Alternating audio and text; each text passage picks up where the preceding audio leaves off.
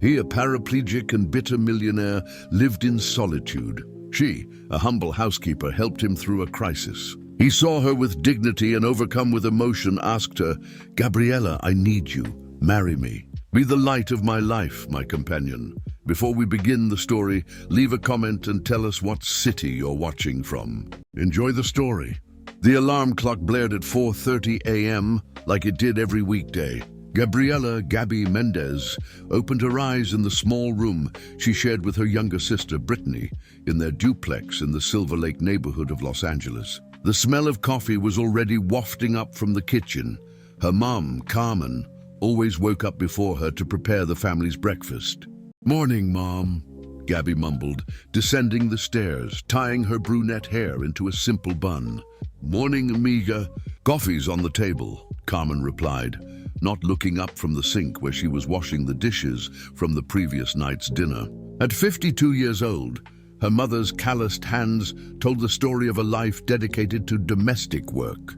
Gabby quickly drank her coffee, checked if Brittany was awake for school, and kissed her mother's forehead before leaving. The bus to Beverly Hills took an hour and a half, and she couldn't be late. She'd worked at the Sterling Mansion for 3 years, and punctuality was one of her most valued qualities. During the journey, she watched the city wake up through the window.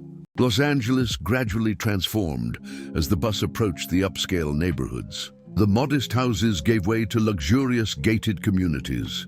The mom-and-pop stores became elegant boutiques, two worlds that coexisted, separated by miles and social divides. The Sterling Mansion stood imposingly on Rodeo Drive, surrounded by high walls and an impeccably manicured lawn. Gabby went through the back gate, greeted Mike, the security guard, and entered through the service entrance. The house was a modern 3-story palace, with an elevator, a heated pool, and all the adaptations her boss's condition required.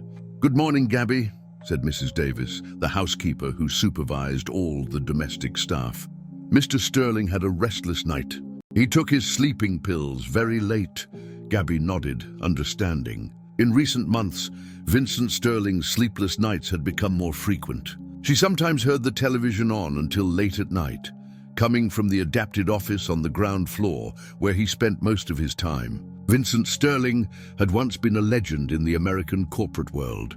At 43, he was the youngest CEO to lead a tech empire valued at billions of dollars. His companies developed innovative software, apps that revolutionized e-commerce in the country, and artificial intelligence solutions that competed with American giants. He was a man of action, who flew helicopters on weekends, went mountain climbing and deep-sea diving. Everything changed one Tuesday morning 2 years ago. The helicopter accident that almost cost him his life left his legs permanently paralyzed. His wife, Ashley, lasted 6 months before filing for divorce, claiming she hadn't signed up for this. Friends gradually drifted away, embarrassed by the new reality. His family visited sporadically, with forced smiles and conversations about trivialities. Now at 45, Vincent ran his businesses from a high-tech wheelchair, surrounded by the luxury his success had provided, but consumed by a bitterness that grew each day. The mansion, adapted with ramps, elevators, and special bathrooms, was a gilded cage where he had retreated from the world. Gabby began her daily routine, sweeping and mopping the social area, organizing the library, cleaning the panoramic windows of the main living room. She worked in silence, almost invisible, as she had learned she should be. Vincent didn't like unnecessary interactions with the help, as he himself defined the employees. Around 10 o'clock, she was arranging books on the shelf when she heard the characteristic hum of the elevator. Vincent came down to the office, as he did every morning. Through the ajar door, she watched him for a moment. Dark hair with grey streaks at the temples, broad shoulders that betrayed his former physical strength, firm hands handling the laptop with precision. Even in the wheelchair, he radiated a powerful presence that was intimidating.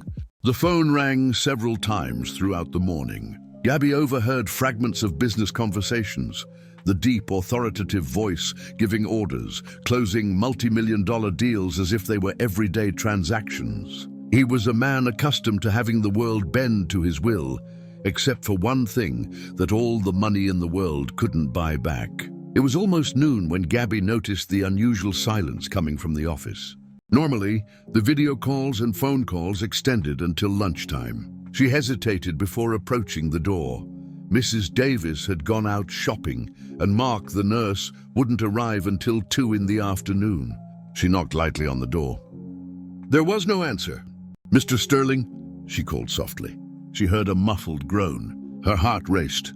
She pushed the door open and found him fallen next to the wheelchair, trying to support himself on the desk, his face contorted with pain and frustration.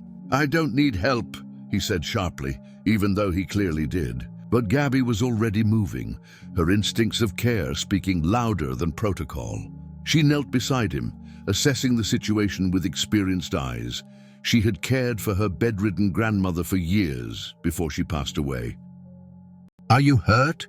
"Just my pride," he replied bitterly, but allowed her to check for injuries. It was then that Vincent really saw her for the first time. The worried brown eyes, the delicate but firm hands checking if he was okay, the complete absence of pity or embarrassment in her gaze.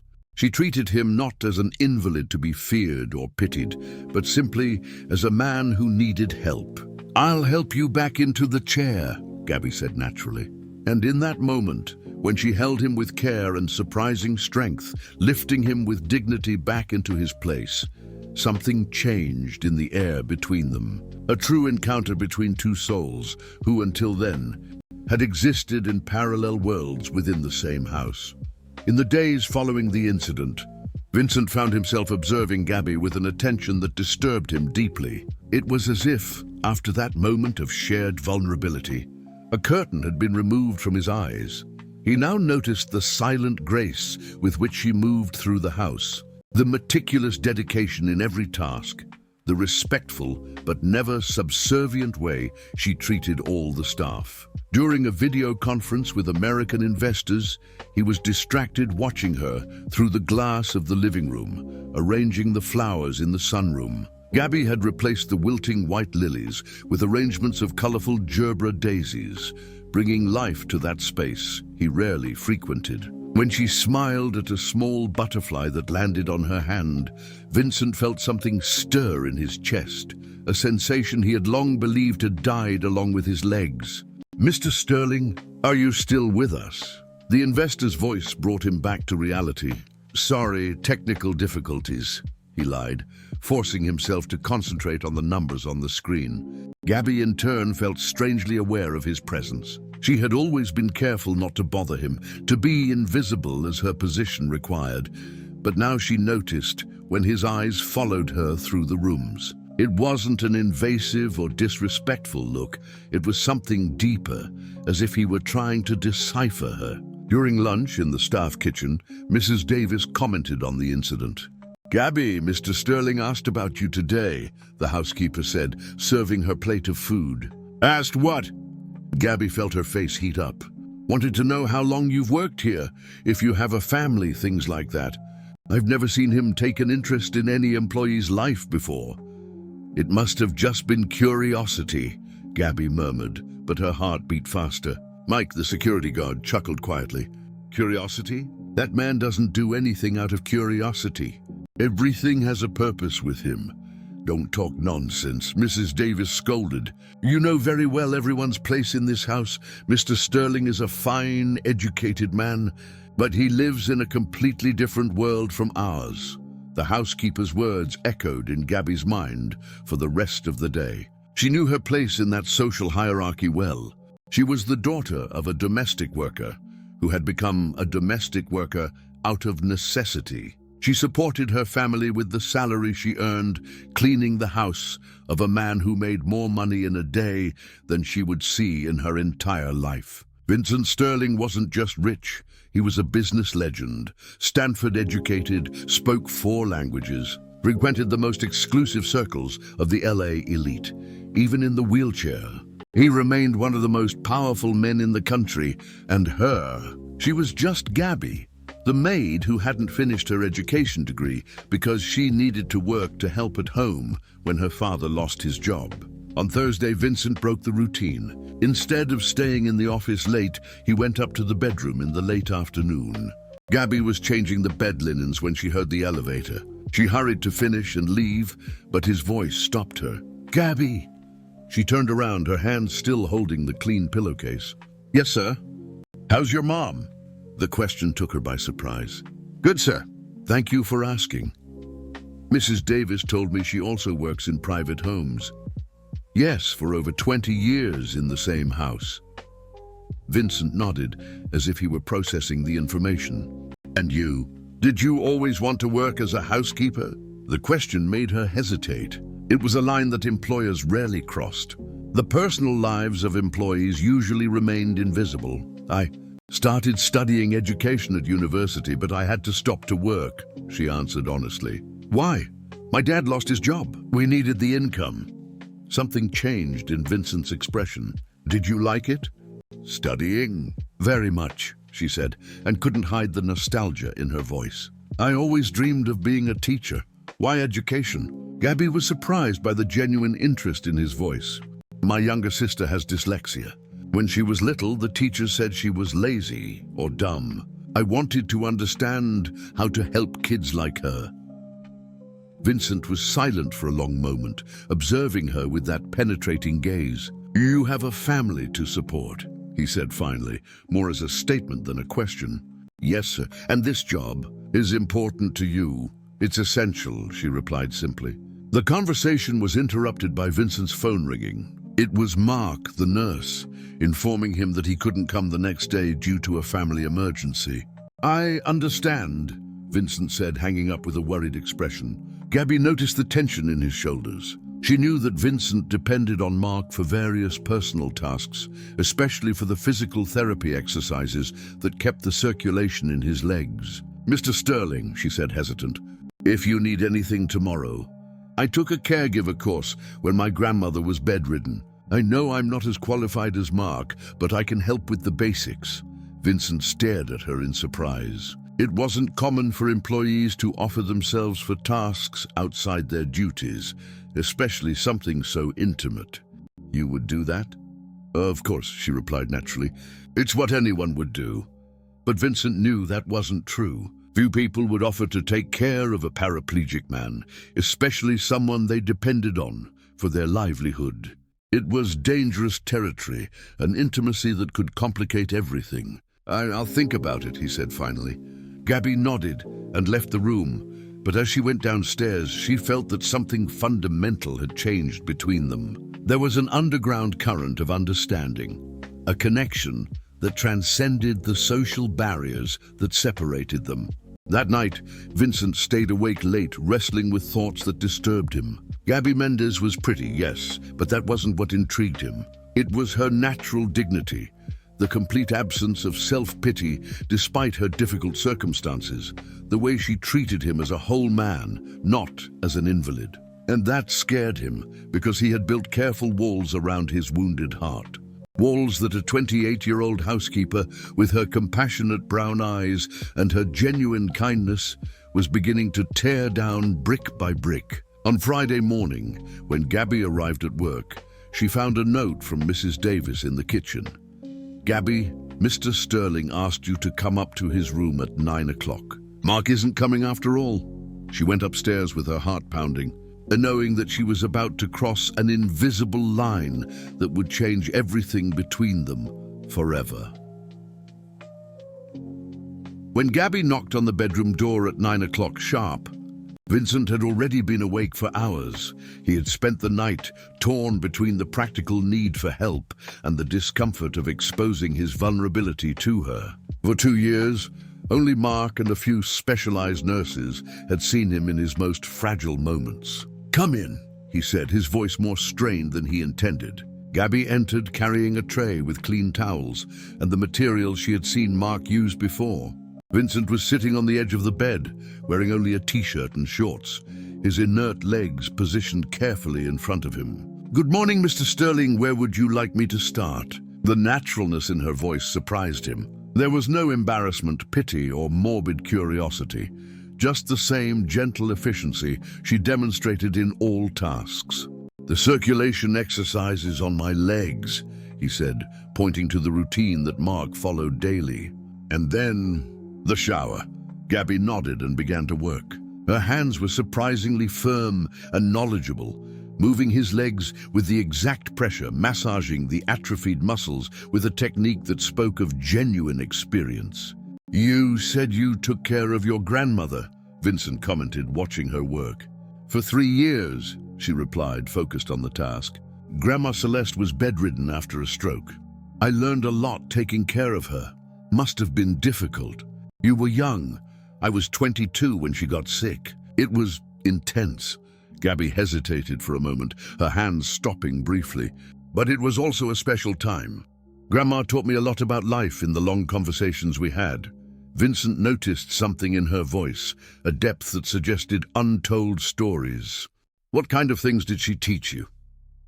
"Grandma Celeste was different from the other women in our family. She had been an elementary school teacher when she was young, back in the 60s. Spoke French, read classic literature, knew world history." Gabby's eyes lit up with the memory. "She lent me books, made me practice French while I helped her with the exercises." "You speak French?" The surprise in Vincent's voice was evident. Gabby blushed. "Un peu. Grandma said I had a knack for languages." Her voice became softer. "She always said I had potential for more than what I ended up doing." Vincent observed her with new interest. There were layers to this woman that he hadn't imagined. "Why did you really stop studying?" The question made Gabby pause completely. She straightened her body, as if deciding how much to reveal. "My dad didn't just lose his job," she said finally. "He got involved with gambling, lost the family savings, got into debt with dangerous people." Her voice became almost inaudible. "When Grandma died, I found out she had left a little money for me to finish college. But my dad's debts, the creditors threatened my mom and my sister." Vincent felt something clench in his chest. "You used the money to pay his debts. I didn't have a choice, and I needed to work to support the family, so..." She shrugged, as if it were that simple. "Your father, he disappeared. Never came home again." The old pain in her voice was palpable, but there was also a strength that impressed Vincent. "My mom never fully recovered. That's why I work so hard, so Brittany has the opportunities I didn't have." Vincent was silent, processing the revelation. This woman had sacrificed her dreams, her future, to protect her family from a man who had abandoned them. And yet there was no bitterness in her voice, just a serene determination. "Continue," he said softly, when he realized she had stopped massaging his legs. Gabby resumed the movements, but something had changed in the air between them. A different intimacy built on unexpected confidences. "And you?" she asked, her voice hesitant. "Sorry if I'm being intrusive, but what was it like?" "The accident," Vincent stiffened. It was a question that few dared to ask directly. "Why do you want to know?" "Because sometimes when I'm cleaning the office, I see you looking at those pictures on the wall. The pictures of the helicopter, the climbing. You seem wistful." He looked at her, surprised by her keen perception. "I was an adrenaline junkie," he said finally. "After I built the company, when money stopped being a concern, I started looking for other ways to feel something. And the helicopter? It was my newest toy. I was flying to a meeting upstate when..." He stopped, his jaw tense. "A mechanical failure. The pilot died instantly. I was lucky to be alive." Lucky. The word escaped Gabby before she could contain it. Vincent laughed, but there was no humor in the sound. "You think this is lucky?" He gestured to his own legs. "I think being alive is always lucky," she said simply. "The rest, we learned to live with." The brutal sincerity of the response completely disarmed him. Here was a woman who had lost as much as he had, her dreams, her planned future, family security, but who didn't allow herself to sink into self-pity. "Don't you feel angry?" he asked. "I did, a lot. Mostly at my father." Gabby finished the exercises and began to organize the towels for the shower. "But anger is a luxury I can't afford. I have people who depend on me. How do you do it? To stay hopeful?" The question came out more vulnerable than Vincent intended. Gabby stopped what she was doing and looked him directly in the eyes. Grandma Celeste told me once that hope isn't about believing that everything will be okay. It's about believing that it's worth trying even when everything seems lost. They stared at each other for a long moment. Vincent realized that he was seeing Gabby Mendez for the first time, not the housekeeper who cleaned his house, but a woman of extraordinary depth who had faced devastating losses and chosen dignity instead of bitterness.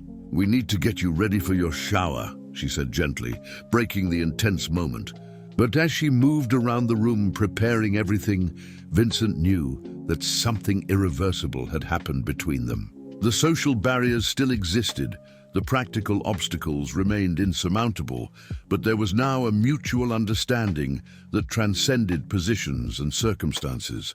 For the first time in 2 years, Vincent Sterling felt seen, not as the fallen tycoon or the invalid worthy of pity, but as a man with wounds that could, perhaps, be healed by someone who deeply understood what it meant to lose everything and still choose to move forward. And that realization scared him more than any accident or financial loss ever had.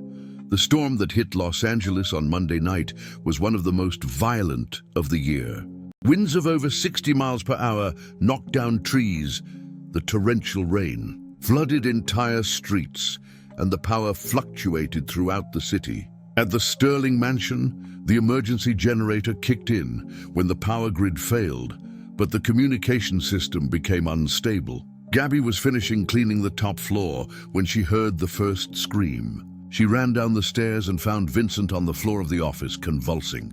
The wheelchair was overturned beside him, and she immediately saw the injury on his forehead, where he had hit the corner of the glass desk when he fell. "Mr. Sterling," she knelt beside him, checking his airways as she had learned in first aid courses. The seizure lasted less than 2 minutes, but it felt like hours.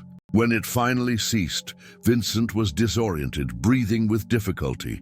Gabby tried to call 911, but the lines were congested due to the storm. "No hospital," he murmured, still confused. "Can't." "Let them know."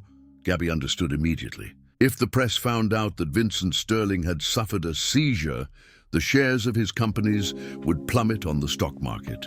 He was a man who controlled billions, and any sign of weakness could cause a financial catastrophe. "Okay, I'll take care of you here," she said, keeping her voice calm despite the panic she felt.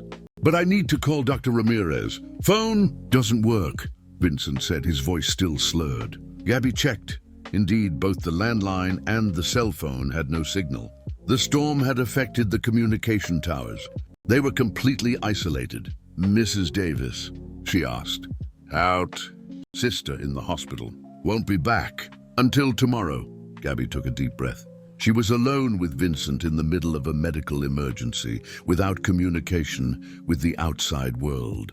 But there was no time for panic. He needed immediate care. Carefully, she helped him move away from the shards of glass scattered on the floor. The wound on his forehead was bleeding, but it didn't seem deep. More worrying was the fact that he had convulsed, something that had never happened before, as far as she knew. "I'm going to take you to the bedroom," she said. "Can you help me?" Together, with Gabby bearing most of the weight, they managed to reach the elevator. In the bedroom, she helped him lie down and ran to get the first aid kit that she knew was in his bathroom. She cleaned the wound carefully, applied antiseptic, and put on a professional bandage. Her hands trembled slightly, but she maintained her concentration. "Why didn't you let me take you to the hospital?" she asked as she worked.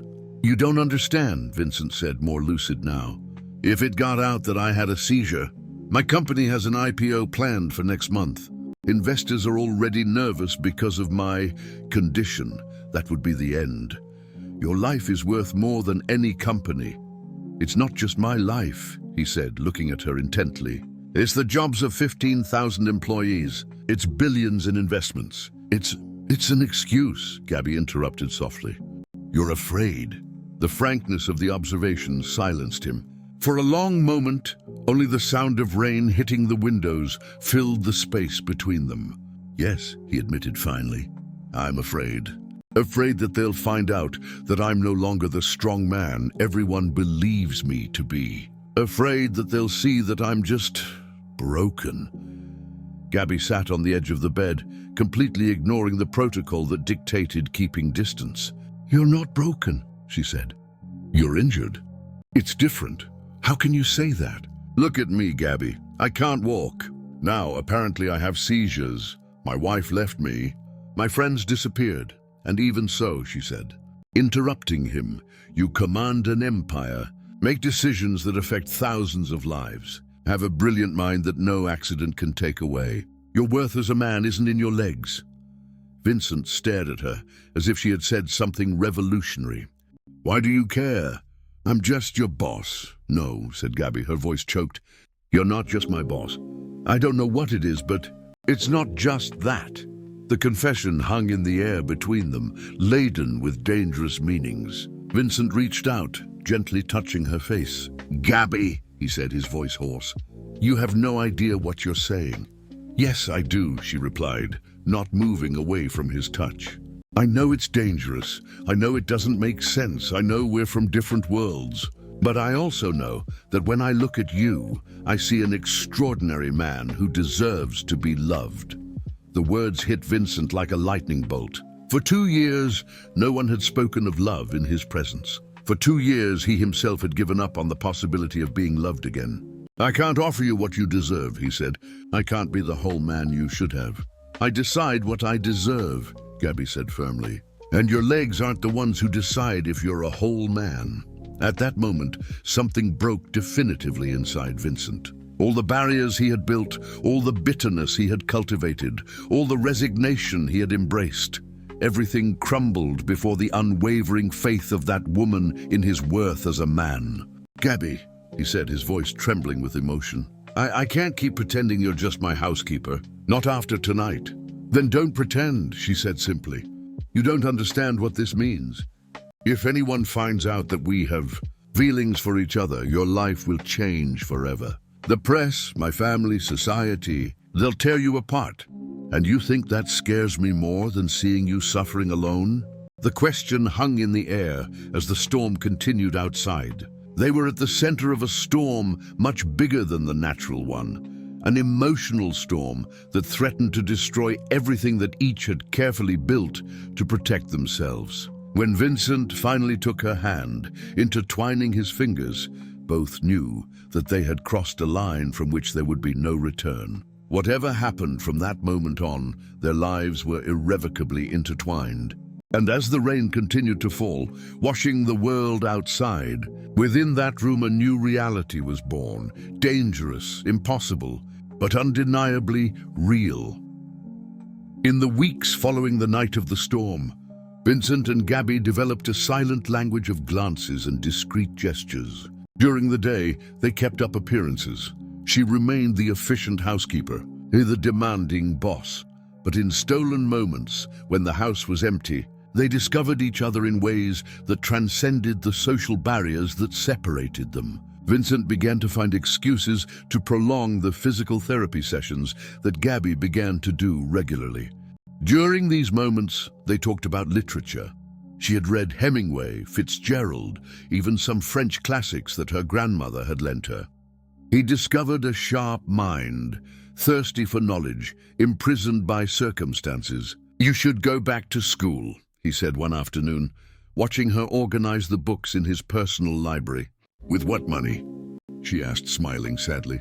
"And even if I had it, I can't abandon my family. What if there was a way to do both?" Gabby stopped, a French philosophy book in her hands. "What do you mean?"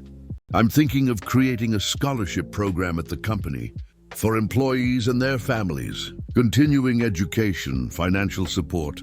"Mr. Sterling," she said gently, "you don't need to invent programs because of me. It's not just because of you," he replied, but they both knew it was a lie. The growing intimacy between them did not go unnoticed. Mrs. Davis began to notice how Gabby lingered longer in the rooms where Vincent was, how he began to ask specifically for her when he needed something. Mike, the security guard, commented that he had never seen the boss so alive. "Be careful, girl," Mrs. Davis murmured one day when she saw Gabby leaving Vincent's office with flushed cheeks. "That world isn't for us. And when men like him get tired of playing, it's always women like us who pay the price. But it was too late for warnings.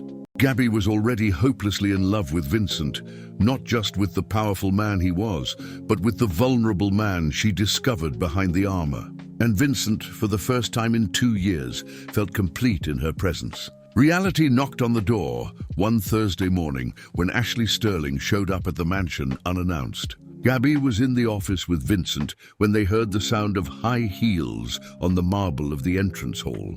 They separated instinctively, she pretending to arrange papers on the table, he positioning himself behind the desk. "Vincent, we need to talk," Ashley said, entering the office without ceremony. Even after the divorce, she remained stunning. 42 years old, platinum blonde, wearing a Chanel suit that cost more than Gabby earned in a year. She barely looked at the housekeeper in the corner of the room. "You can leave," she said to Gabby, with the tone of someone who was used to being obeyed. "Gabby stays," Vincent said firmly. "We were discussing important matters about the house." Ashley frowned but didn't insist. "Whatever. I came to talk about Mandy." Gabby felt her blood run cold. Mandy was the 15-year-old daughter of Vincent and Ashley, who had lived with her mother since the divorce. "What about Mandy?" Vincent asked, his voice tense. "She's rebelling, making questionable friends. Her grades have plummeted. She needs a present father figure. She can come visit me whenever she wants. You know that. It's not enough. I'm thinking of sending her to a boarding school in Switzerland. But before that, I want her to spend a few months here with you." Gabby saw Vincent's expression change. Despite all the problems, he deeply loved his daughter. "When?" he asked. "Next week. That's why I came to let you know. You're going to need to get organized." Ashley's gaze passed briefly over Gabby. "There can't be anything inappropriate in the house while my daughter is here." After Ashley left, Vincent and Gabby were silent for long minutes. "You understand what this means?" he said finally. "I know your daughter comes first," Gabby replied. "And she's right." "Gabby, no, it's okay. I'll keep my distance while she's here. I'll just be the housekeeper again." But they both knew it would be more complicated than that.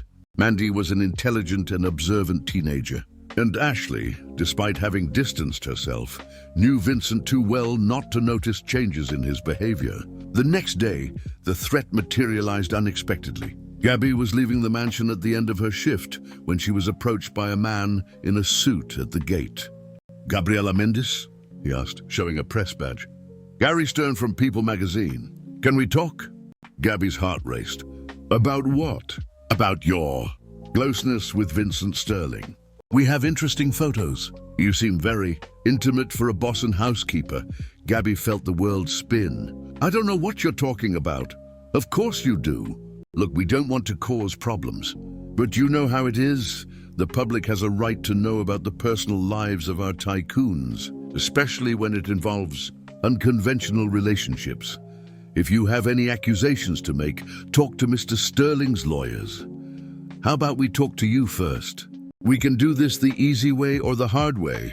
An exclusive interview, your version of the story, some financial compensation, or we can publish just based on what we already have." Gabby stared at him, realizing the trap.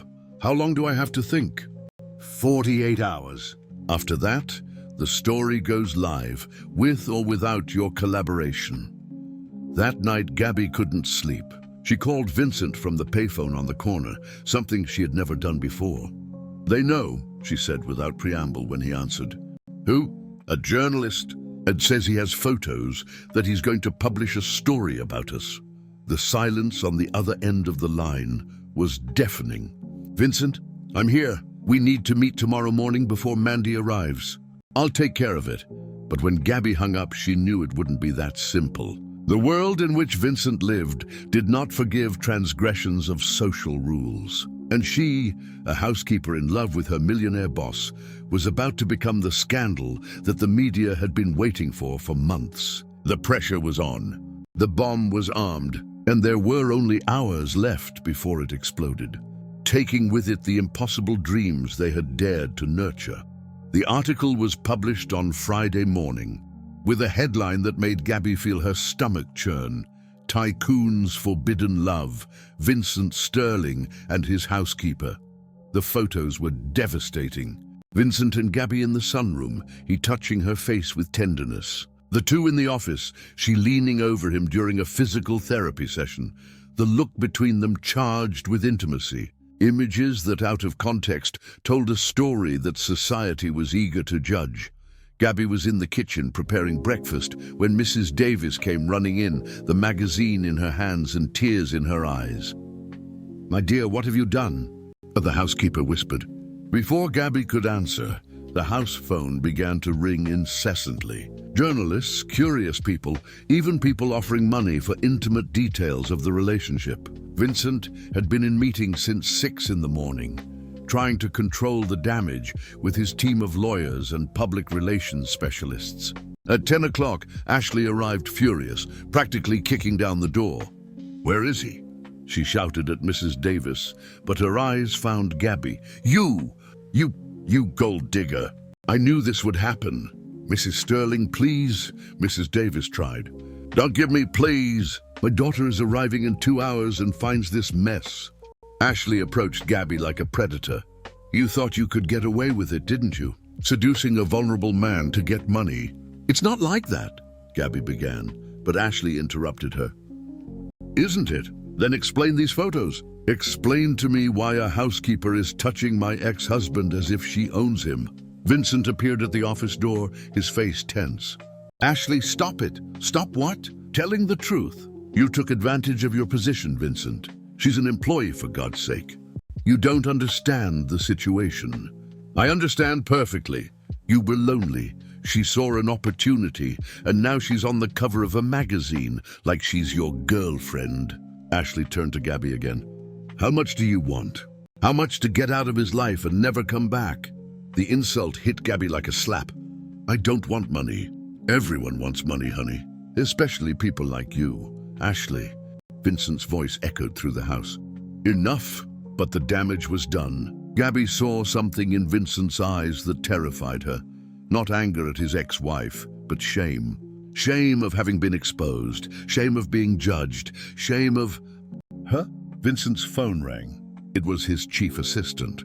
"Sir, the shares are down 12% since the market opened. Investors are nervous. And there's more. Information about your seizure last week has leaked. Someone is spreading that your health is compromised." Gabby felt her blood run cold. The seizure she had witnessed, which they had kept secret. Vincent looked at her, and she saw the accusation in his eyes even before he spoke. "Who else knew about the seizure?" he asked, his voice dangerously low. "Vincent," Gabby said, horrified by the insinuation. "Answer me, who else knew?" "No one." "I would never. Someone from the press called me an hour ago with exact details about that night. Details that only you and I knew." The implicit betrayal in the accusation hit Gabby like a punch in the stomach. "You think that I told the journalists?" "I don't know what to believe anymore." Ashley watched the scene with cruel satisfaction. "See, she's selling information about you. First seduces, then exploits. That's not true." Gabby shouted, tears running down her face. "I would never do that. I love you." The confession, said in front of Ashley and Mrs. Davis, only made everything worse. Ashley laughed with contempt. "Love? Between a housekeeper and a millionaire? How pathetic." The phone rang again. It was Mandy. "Dad?" The teenage voice sounded devastated. "Everyone at school is talking. There are pictures of you on the internet. I can't go to class." Vincent closed his eyes, the pain visible in every line of his face. "Mandy, I'll explain everything when you get here. I don't want to come anymore. Everyone is saying horrible things about you and about her." When Vincent hung up, the silence in the kitchen was deadly. "My daughter will not set foot in this house until this situation is resolved," Ashley said coldly. "And you know what needs to be done." Vincent looked at Gabby, and she saw the exact moment he made his choice. It wasn't just words that she read in his eyes, but an irrevocable decision dictated by social pressure, by business, by the daughter he needed to protect. "Gabby," he said, his voice carefully controlled, "I think it's best if you take a few days off, until things calm down." She stared at him, incredulous. "Days off? Maybe it's better if you look for another job. I can provide excellent references." The words hit her like bullets. He was firing her. He was choosing his reputation, his companies, his social position over what was between them. "I understand," she said, her voice broken. "You're protecting what really matters. Gabby, it's not like that, isn't it?" She laughed, but the sound was pure pain. "You believe that I betrayed you, that I sold your information for money. You believe that I'm capable of using your vulnerability against you. I didn't say that. You didn't need to say it. It's in your eyes." Gabby took a deep breath, gathering the last vestiges of dignity that remained. "I'll get my things." She went upstairs for the last time, collected her few personal belongings from the locker in the staff area. When she came down, Ashley had left, but Vincent was still in the kitchen. "Gabby?" he said when she walked straight past him towards the door. She stopped without turning around. You really never talked to any journalist?" The question came too late. "Does it matter now?" "It matters to me." Gabby turned then, and Vincent saw how much he had destroyed her in those minutes. "I would never do anything to hurt you, never. But the fact that you doubted me, that you believed that I would be capable of betraying you for money, that tells me everything I need to know about what you really think of me. I was under pressure, my daughter. Your daughter should always come first," Gabby said, her voice firm despite the tears. "But you didn't fire me just for her. You fired me because you're ashamed of me. Because deep down, you always saw me only as the housekeeper who was delusional enough to think she could be something more." "That's not true." "No," Gabby smiled sadly. "Then why didn't you defend me from your ex-wife? Why didn't you tell her that you respect me, that you love me as you said you loved me? Why were you silent when she called me a gold digger?" Vincent had no answer, and the silence was the confirmation of all Gabby's worst suspicions. "Thank you for reminding me who I really am," she said. "And sorry for forgetting what my place is." She left the mansion with only a small bag, under the flash of cameras from the photographers waiting at the gate. The afternoon headlines would be even worse. "Housekeeper fired in disgrace after scandal." Gabby walked along Rodeo Drive for the last time, knowing that she had lost not only her job, but the man she loved, and the faith that it would be possible to transcend the barriers that separated their worlds. Behind her, in the empty mansion, Vincent remained at the window watching her leave, knowing that he had just made the biggest mistake of his life, but unable to undo it in the face of the overwhelming weight of everything he risked losing if he went after her. 2 weeks after being fired, Gabby was working as a cleaning lady in a commercial building in downtown LA. The salary was less than half of what she earned at the Sterling mansion. The hours were brutal, from 5 in the morning to 2 in the afternoon, and she arrived home too exhausted to think about the hole that her life had become. Brittany tried to cheer her up, telling her news from school, but Gabby could barely concentrate. Carmen watched her daughter with growing concern, seeing her wither away each day. The press had lost interest after the first week, but the damage was done. Gabby had become known as the scandal's housekeeper, and finding a decent job had become almost impossible.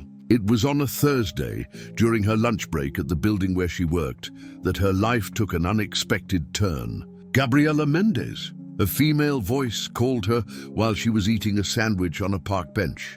She looked up and saw an elegant woman of about 40, short hair and designer glasses. "Yes, my name is Dr. Patricia Moore. I'm an investigative journalist with Newsweek." The woman sat next to her without asking permission. "I need to talk to you about Vincent Sterling." Gabby felt her stomach churn. "I have nothing to say to the press. I know you didn't sell information about him to People magazine." The statement made Gabby stop chewing. "How do you know?" "Because I found out who really did sell it." Patricia opened a folder and showed some photographs. "Do you recognize this man?" Gabby looked at the photos and her blood ran cold. It was Mark, Vincent's nurse. "Mark?" she whispered. "But why?" "Money, mostly. And also because he was being blackmailed." Patricia turned another page. Mark is married, has 2 kids, but for 3 years he has been in a relationship with a man. Someone found out and started blackmailing him. Who? That's where things get interesting. Patricia showed another document. The person who was blackmailing him has direct connections with Vincent's family, specifically with his brother Edward Sterling. Gabby frowned. She knew that Vincent had a younger brother, but he rarely visited the mansion. Edward has always been the troubled son of the family, Patricia continued. Spender, irresponsible with gambling debts. When Vincent became a paraplegic, Edward saw an opportunity to assume more control in the family business. What does this have to do with me? Everything. Edward orchestrated the scandal. He paid Mark to leak information about Vincent's health, hired photographers to follow you, and planted the story about you selling information. Patricia leaned closer. He wanted to destroy Vincent's credibility as CEO, force him to step away from the business. Gabby felt a mixture of relief and anger. Do you have proof of this? I have. Mark confessed everything after we got evidence of the bank transfers. Edward wasn't very careful in hiding the money trail. Patricia closed the folder.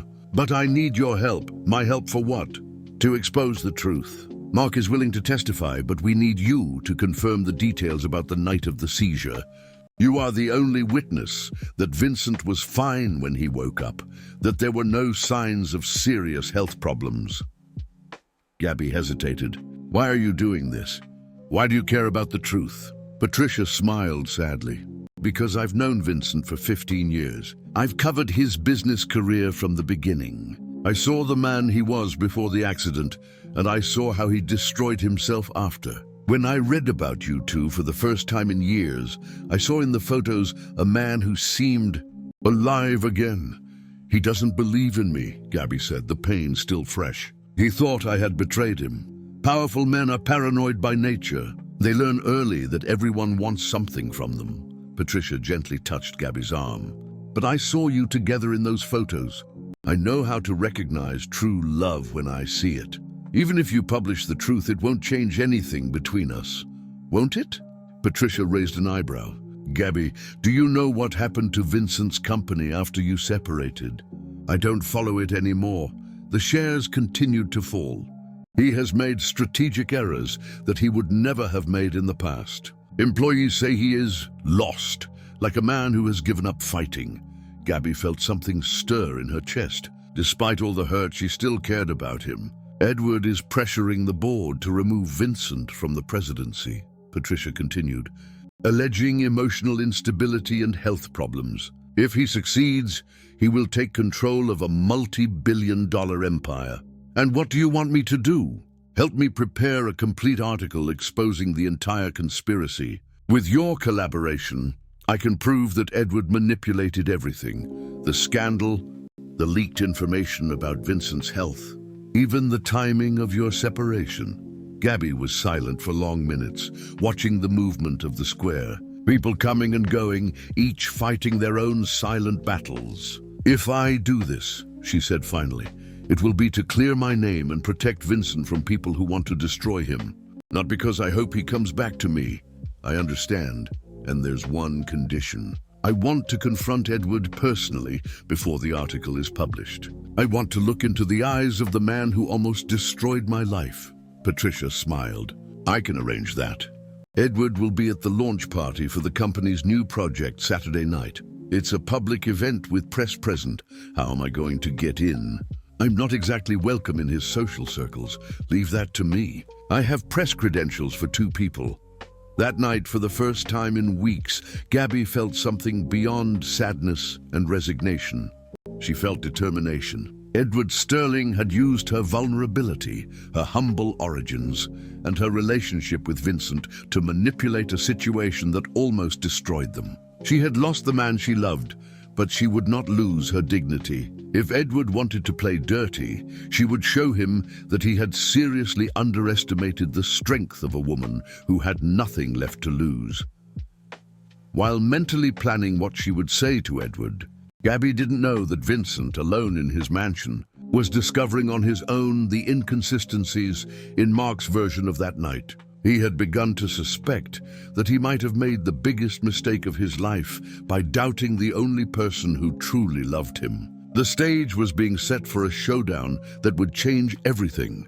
But first, Gabby needed to find the courage to face not only the man who had destroyed her, but also the possibility of seeing Vincent again, knowing that it might be too late to undo the damage they had both caused to what they held most precious. The Beverly Hills Hotel was in its full splendor on Saturday night. The launch party for Sterling Tech's new project had attracted the business elite of Los Angeles, journalists, and international investors. Vincent circulated through the halls in his wheelchair, greeting guests with the professionalism that characterized him. But Patricia Moore, observing him from afar, noticed that there was a lack of life in his eyes. Gabby arrived at the hotel with Patricia at 9 o'clock, wearing a simple black dress that had belonged to her grandmother, the only elegant piece she owned. Her hands trembled slightly when they presented their press credentials at the entrance. "Are you ready?" Patricia asked. "No," Gabby answered honestly. "But I'm going to do it anyway." Edward Sterling was in the center of the main hall, surrounded by admirers, telling anecdotes and laughing loudly. At 40 years old, he was a younger and less serious version of Vincent. Perfectly styled hair, charming smile, expansive gestures. Everything about him screamed superficial charm. Gabby approached slowly, Patricia beside her with a discreet camera.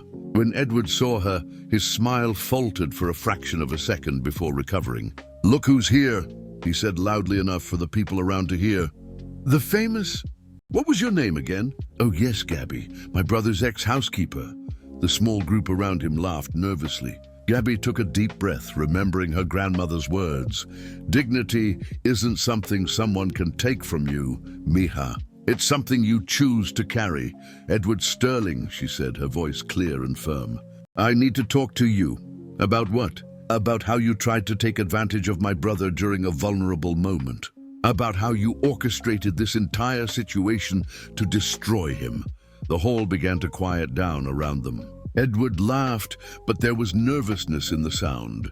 "I don't know what you're talking about. I know about Mark. I know about the blackmail.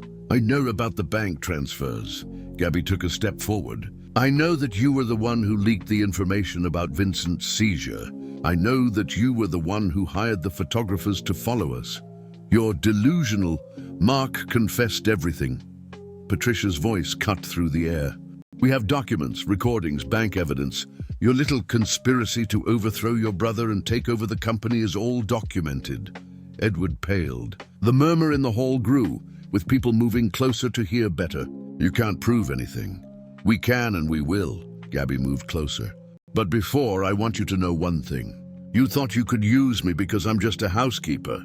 You thought I wouldn't fight back, that I would accept being destroyed in silence. You're nothing but a gold digger who..." Gabby's voice echoed through the hall, completely silencing the room. "I'm a woman who works 16 hours a day to support my family. I'm a woman who sacrificed my dreams to take care of those I love. I'm a woman who saw your brother in his most vulnerable moments and treated him with the dignity he deserves, not because of his money, but despite it." The people in the hall were completely absorbed. In the background, Gabby saw Vincent approaching silently. "You used my humble origins as a weapon against me," Gabby continued. "You used society's prejudices to turn me into a villain. But you know what I discovered? My dignity doesn't come from where I was born or how much money I have. It comes from who I choose to be every day." "This is all very touching," Edward said, trying to regain control of the situation. "But it doesn't change the fact that you seduced a vulnerable man to..." "Enough." Vincent's voice cut through the air like a blade. Everyone turned. He was a few feet away, his face a mask of controlled fury. But his eyes were not on Edward, they were fixed on Gabby. "Vincent," Edward said, forcing a smile. Good that you arrived. This woman is making absurd accusations." "Shut up, Edward." Vincent approached Gabby, stopping directly in front of her. "Gabby is right." "About everything." The hall was in absolute silence now. Vincent looked into her eyes, and Gabby saw pain, regret, and something else. Love. Love that had never disappeared. "I found out the truth 3 days ago," he said, his voice choked.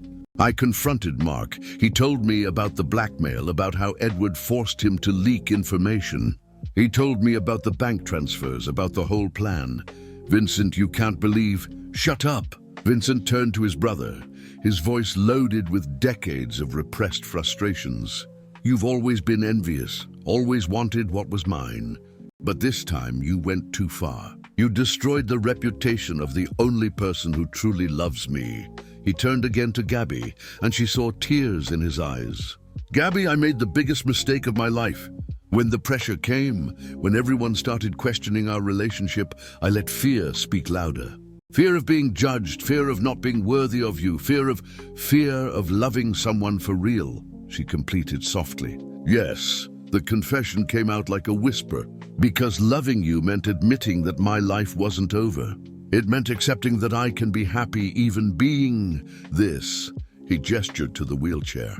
Gabby knelt before him, completely ignoring the fact that hundreds of people were watching. "Vincent," she said, holding his face in her hands, "you were never just this to me. You were always the most extraordinary man I've ever met. I don't deserve your forgiveness. Deserving isn't about merit. It's about choosing to forgive, because love is stronger than pride. Even after everything I've done, even after doubting you, after firing you, after choosing my reputation over us. Even then." Vincent took her hands, and there, in front of all the LA elite, in the middle of the biggest social scandal of the year, he asked the question he should have asked weeks before. "Gabriela Mendez, will you marry me? Not because I need a caregiver, not because you need financial security, but because I love you more than my reputation, more than my company, more than anything in this world." The hall exploded in murmurs. Gabby smiled through her tears. "Only if you promise me one thing. Anything. Promise me you'll never again choose what others think over what we know is true." "I promise." "Then yes." 1,000 times yes. When they kissed, there in the middle of the hall, some guests applauded. Others whispered indignantly, but most simply watched in silence a moment that would redefine all the unwritten social rules that governed that world. Patricia Moore, watching from afar, smiled as she put away her camera. She had material for the story of the decade. Edward tried to slink away quietly, but was intercepted by the hotel security guards. The evidence that Patricia had collected was already in the hands of the authorities. 6 months later, Vincent and Gabby were married in a simple ceremony in the garden of the mansion, now truly a home. Carmen cried with joy. Brittany was a bridesmaid, and even Mandy, after truly getting to know Gabby, had accepted her as part of the family. Gabby went back to school, with Vincent funding not only her education, but a scholarship program that benefited hundreds of employees and their families. She became one of the leading voices in the fight for decent labor rights. Edward was arrested for fraud and conspiracy, but Vincent visited his brother in prison every month, believing in the possibility of redemption. And in the quiet evenings, when Gabby helped Vincent with his physical therapy exercises, they talked about their dreams.